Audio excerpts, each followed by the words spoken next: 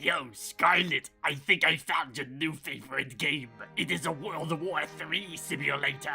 Oh my goodness, you have no idea how long and hard I've been looking for something like that. It's supposed to be about space colonies, but they did a great job making World War III. Since when were you so interested in World War III? Hey, that's what friends are for. This is the sort of game that can make 15 minutes feel like 5. This is just the sort of game the creator needs. He's been really sad. Ever since he found out that Isabelle is a fictional character invented by an evil liar, he's been different. I think it broke him. Well, I mean, we're fictional characters, but that's beside the point. The point is, any society where good is not allowed to punish evil deserves to collapse. I resemble that. An evil liar like you described should be put to forced labor in the cobalt mines of Africa. Or tortured and maimed. Exactly! But in the timeline our video creator lives in, that's criminal. It's too bad we do not rule his world. There is no justice where he lives. I resemble that. Which is what I meant about any society where good is not allowed to punish evil deserves to collapse.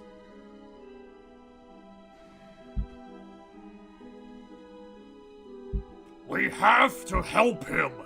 But how? No sperm bank will take his sample since the medical records of his father's father are lost to time. Everyone who even talks to him is an evil liar, and the dating sites never, ever give a response. It's a guarantee of no success.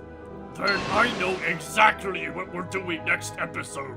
But for now, why has his world banned flirting, touching, and even punishing evil? I wish I knew.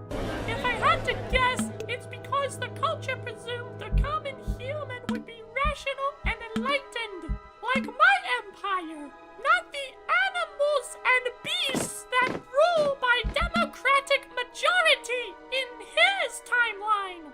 And no majority culling has ever gone well. I prefer slave labor instead. That's just because you're doing it wrong. There's a quick way and there's a subtle way. The quick way is to blow everything up in one fell swoop. Whether a whole continent or a planet, you wipe it off the map before anyone even knows you're mobilizing. The subtle way takes more social engineering and biological engineering, and a lot of time. Well, at least time is on my side. With the dozens of factions all banging on your door, I think not. Says the guy who lost 2 moon-sized super weapons to a bunch of teddy bears and nerds cosplaying as World War II veterans. Yeah, sure, we mess with each other, but don't let anyone say we're not besties. How come Scarlet never gets any flack? Because, as I'll demonstrate later in this game, I am going to win! I actually defeat my obstacles, but not even I can destroy the laws of physics, which is why helping the metaverse or making an axis is such a challenge. It takes incalculable amounts of energy just to bring us together, and crossing the filter seems to take several magnitudes of infinity. And inverting it doesn't work because you only get negative infinity. Without boring everyone to death by trauma-inducing math lecture, all you need to know is we need a different way to cross the Nexus. And I could use a less self-destructive way to access the Nexus as well. The power of the warp is not friendly. Hyperspace seems to work alright, but that's relatively local. You don't see people crossing galaxies, let alone entering the Nexus through hyperspace. It sounds like we need to invent a whole new form of metaphysical travel. And even with the best AI and robots, that is going to take a lot of time. But then again, there was a time people predicted it would take 1,000,000 years for humans to master flight. And from the time of the writing of that famous article, it only took about a couple decades to invent the first airplanes. A couple decades after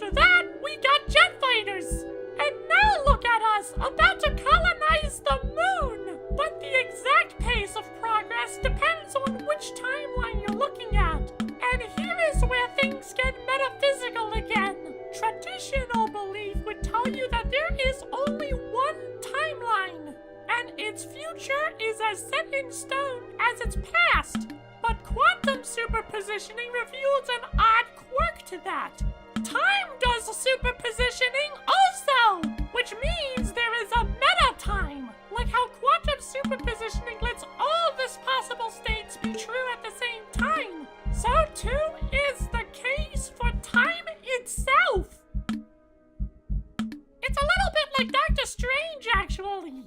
But that was more for predicting the possible futures, not controlling which timeline we veer off onto.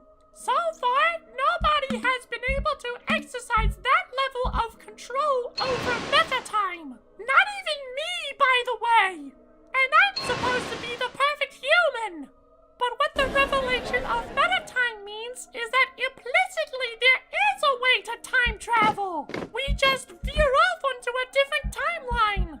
It's a little like if you want to go into the sun, you first have to launch into orbit and then slow yourself from the orbit after breaking the gravitational pull of the planet to let the gravity of the sun pull you in. Jumping to a different timeline, in theory, is a lot like that. Each timeline holds us together like the gravity of a planet. But with an escape velocity being able to defeat the gravity, that implies a similar concept can be applied to time. We just do not yet know how to achieve time escape velocity. Not even with faster than light travel.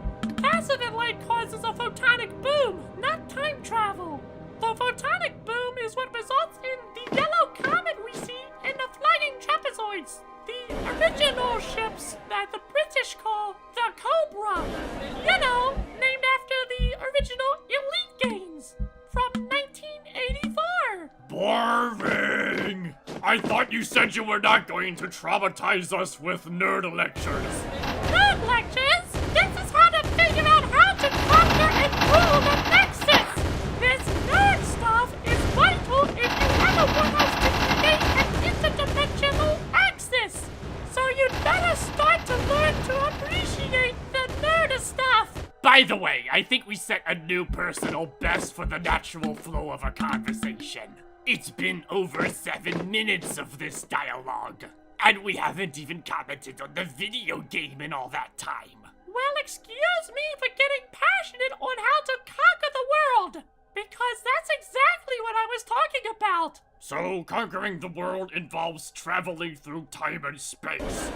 And guns! Lots of big guns!